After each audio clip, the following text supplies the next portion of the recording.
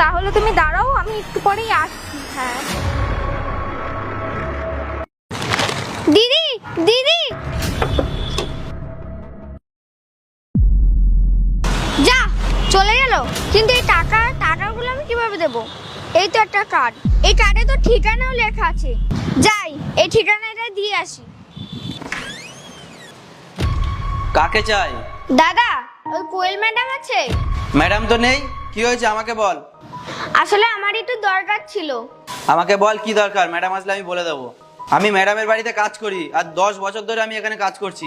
কি হয়েছে আমাকে বল। আসলে সকালবেলা ম্যাডাম আমার সামনে দিয়ে আসছিল, তখন এই টাকাগুলো পড়ে গেছে। আমি ম্যাডামকে ডেকেছিলাম কিন্তু ম্যাডাম শুনতে পায়নি, গাড়ি নিয়ে চলে এসেছিল। তাই আমি টাকা ফেরত দিতে এসেছি। হ্যাঁ তো আমাকে দে, আমি ম্যাডামকে দিয়ে দেবো। তুমি সত্যি দিয়ে দেবে তো? তুই কি আমাকে চোর ভাবছিস নাকি? আমি কি এই টাকা নিয়ে পালিয়ে যাবো? দে টাকা দে।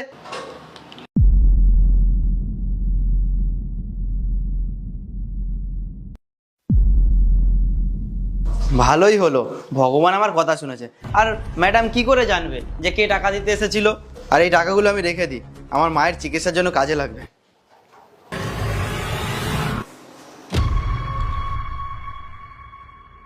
আরে ম্যাডাম, আপনি চলে এসেছেন? আচ্ছা ঠিক আছে, একটু দাঁড়ান, আমি খাবার বানিয়ে নিয়ে আসছি। কি বললি? তুই এখনো বানাসনি? আরে লাঞ্চ টাইম হয়ে গেছে, আমি আর কখন খাবো?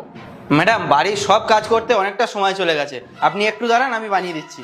তুই যতক্ষণে বানাবি ততক্ষণ আমার বাইরে খাওয়া হয়ে যাবে। আচ্ছা ঠিক আছে ছাড়, আমি বাইরে গিয়ে খেয়ে নিচ্ছি।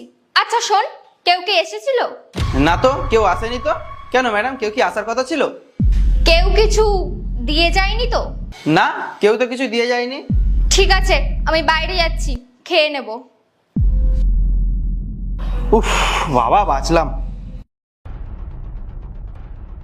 দিদি, তুমি এখানে? হ্যাঁ, কি হয়েছে? দিদি, আমি তোমার বাড়ি সকালে গিয়েছিলাম, সকালে টাকা পড়ে গেছিল, ওটাই দিতে গেছিলাম। পেয়েছো? আমার বাড়িতে টাকা ফেরত দিতে গেছিলে?